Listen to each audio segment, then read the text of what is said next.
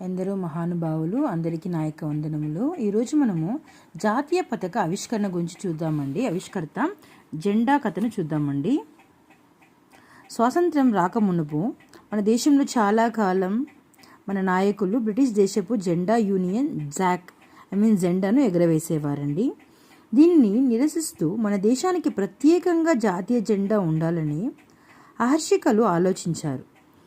అలా మహనీయుడైన శ్రీ పింగాళి వెంకయ్య గారు త్రివర్ణ పతాకాన్ని రూపొందించారు. ఈయనే అతను. గాంధీజీ కోరిక మేరకు ఈ తెలుగు పుణ్యపురుషుడు ముచ్చటైన మువ్వనెల్ల జెండాను రూపొందించారు. 1906న జరిగిన కాంగ్రెస్ సమావేశానికి పింగళి వెంకయ్య గారు వెళ్లారు. ఆయనకు ఎదురుగా బ్రిటిష్ జెండా ఎగడం కనిపించింది. మన దేశానికి ప్రత్యేకంగా ఒక జెండా ఉండాలని ఆయనలో ఆలోచన రేకెత్తింది. ఆందోళన చెందిన పింగళి వెంకయ్య గారు భారతీయులకు ప్రత్యేక జెండా రూపొందించడం కోసం అహోరాత్రులు ఆలోచించసాగారు. తన అనుభవాలతో ఎన్నో నమూనాలను తయారు చేశారు. 1916లో భారతదేశ జాతీయ పతాకం అను పేరుతో 30 రకాలైన జెండా నమూనాలతో ఒక పుస్తకాన్ని ప్రకటించారు. ఆ పుస్తకాన్ని దేశభక్తులందరికీ చూపించారు. తర్వాత పింగళి వెంకయ్య గారు ఎక్కడ సభ జరిగినా జాతీయ పతాకం గురించే మాట్లాడేవారు. ఆ సంవత్సరమే జాతీయ కాంగ్రెస్ సదస్సు జరిగింది. మొట్టమొదట ఆ సదస్సులో వెంకయ్య రూపొందించిన జాతీయ పతాకాన్ని ఆవిష్కరించారు. ఈ విషయాన్ని విన్న గాంధీజీ 1921లో విజయవాడలోని జరిగిన అఖిల భారత కాంగ్రెస్ మహాసభలో వెంకయ్య గారిని ప్రత్యేకంగా ఆహ్వానించి జాతీయ జెండాను రూపొందించాల్సిగా కోరినారు. వెంకయ్య గారు అదే సమయంలో కేవలం 3 గంటల వ్యవధిలో ఎరుపు, తెలుపు, ఆకుపచ్చ రంగులతో జెండాను రూపొందించారు. ఎంతో ఒక అద్భుతం కదండి. Is really lucky man. చూడండి ఈ యొక్క అందమైన జెండా. తర్వాత గాంధీజీ సంప్రదింపులతో కొన్ని మార్పులు చేసి మధ్యలో రాట్నం ఉంటే విధంగా ఏర్పాటు చేశారు. 1947లో భారత రాజ్యాంగ సభ వెంకయ్య రూపొందించిన జాతీయ పతాకాన్ని అంగీకరించింది. వీరి సంకల్పం నెరవేరింది. ఆ జెండాకు ఎంతో ప్రచారం లభించింది. తర్వాత పింగళి వెంకయ్య పెద్దలు బాగా ఆలోచించి స్వాతంత్ర్యానంతర రాజ్యాంగ సభలో జాతీయ జెండా ప్రవేశపెట్టినప్పుడు త్రివర్ణ పతాకంలోని రాట్నం గుర్తుకు బదులుగా సారనాథ్ స్థూపంలో అశోకుని ధర్మచక్రం ఉండాలని చూపించారు. అశోక చక్రం ధర్మచక్రం, ధర్మం నెలకొల్పాలనే ఉద్దేశంతో చక్రాన్ని నిలిపారు. తర్వాత త్రివర్ణం అనగా 3 రంగులు. మనకు తెలుసుది కాషాయం, శ్వేతం, హరితం అని. కాషాయం మన యొక్క ధైర్యాన్ని, త్యాగాన్ని తెలియజేస్తుంది. శ్వేతం శాంతికి, సమతకు చిహ్నం. హరితం విశ్వాసం, పట్టుదలకు, పాడి పంటలకు చిహ్నం అని మన జెండాని వివరిస్తారండి.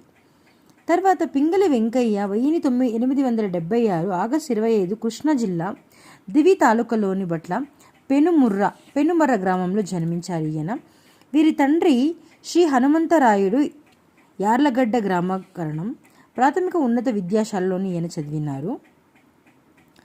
19వ ఏట దక్షిణాఫ్రికాలోకి వెళ్ళారు. ఈయన అక్కడే గాంధీజీతో పరిచయం అయ్యింది. తర్వాత స్వదేశానికి తిరిగి వచ్చి ఎన్నో ఉద్యోగాలు చేసి అవన్నీ దాసి జీవితాలుగా భావించారు. వెంకయ్య పై చదువులు చదవాలని రాజకీయ అర్థశాస్త్రం చదివారు. ఆయన రాజకీయ అర్థశాస్త్రం అధ్యయనం కోసం కొలంబో విశ్వవిద్యాలయానికి వెళ్ళారు. సంస్కృతం, ఉర్దూ భాషలు నేర్చుకొని అనర్గళంగా మాట్లాడగల దిట్ట అని పేరు సంపాదించారు. అంటే ఆయనకు అన్ని లాంగ్వేజెస్ ఈజీగా నేర్చుకున్నట్లు చూశారు. వ్యవసాయ రంగంలో విశేష పరిశోధనలు చేసి సన్నని నూలును అందించే కొత్త పత్తి వంగడాలను రూపొందించారు. వ్యవసాయం రంగంపై తన అనుభవాలతోనే పుస్తక రచన కూడా చేసి మరెన్నో కొత్త వంగడాలను రూపొందించారు. వీరు ఖనిజ శాస్త్రంలో కూడా అపారమైన జ్ఞానాన్ని సంపాదించి దేశంలో ఏ రాష్ట్రంలో, ఏ ప్రాంతంలో ఎటువంటి ఖనిజం లభిస్తుందోనన్న విషయం పరిశోధనలు చేశారు. చాలా నేర్చుకున్నారండి ఈయన మన పింగళి వెంకయ్య గారు. వ్యవసాయ రంగం గురించి, ఖనిజ శాస్త్రం గురించి ఉపన్యాసాలను కూడా ఇచ్చారు ఈయన. మరి ఈయన చివరి కోరిక వెల్లడిస్తూ, నా అంత్య దిశ సమీపించడం, నేను చనిపోయిన తర్వాత త్రివర్ణ పతాకానికి నా భౌతికాయంపై కప్పండి. తర్వాత శ్మశానానికి చేరిన తర్వాత ఆ పతాకాన్ని తీసి అక్కడ ఉన్న రావి చెట్టుకు కట్టాల్సిందిగా కోరారు. భారతమాత కోసం తన సర్వస్వమే త్యాగం చేసిన మహామనిషి శ్రీ పింగళి వెంకయ్య గారు. మన జాతీయ పతాకం ఎగిరే వరకు స్మరించుకోదగిన ధన్యజీవి ఈయన జాతీయ పతాకం కొన్ని నియమాలు ఇచ్చారండి. జాతీయ పతాకం విషయంలో ఎవరికి తోచినట్లు వారు ఉపయోగించకుండా బ్యూరో ఆఫ్ ఇండియన్ స్టాండర్డ్స్ వారు కొన్ని నియమాలను సూచించారు. అవి జాతీయ జెండా కొలతలు 2:3 మాత్రమే ఉండాలి మరియు పరిణామం మాత్రమే ఉండాలి. 3 రంగుల జెండాలో ధర్మచక్రం 24 గీతలు ఉండాలి సూచించారు. జాతీయ జెండా అలంకరణ కోసం వాడరాదని, ఎగురవేయినప్పుడు ఎట్టి పరిస్థితుల్లోనూ నేలకి అది తాకకూడదని చెప్పారు. జెండా ఎగురవేయేటప్పుడు వేగంగా ఎగురవేయవలెను. కింద కుదింపేటప్పుడు మెల్లగా దించాలి. కాషాయం రంగు అగ్రభాగన ఉండాలి. సూర్యోదయానంతరం మాత్రమే అది పతాకం ఎగురవేయాలి. అలాగే అస్తమంలో కాగానే జెండాను దించాలి. ఎవరైనా దేశ నాయకులు, దేశభక్తులు మొదలగువారు మరణించినప్పుడు సంతసూచకరంగా జాతీయ పతాకాన్ని మధ్యలో ఉంచుతారు. త్రివర్ణాలలో కాషాయం వర్ణం పైన భాగాలం ఉండాలి అనేసి మన యొక్క పింగళి వెంకయ్య గారు చెప్పినారండి. తప్పకుండా ఇది మనం అందరూ పాటిస్తున్నానని నేను అనుకుంటున్నాను. ధన్యవాదములు.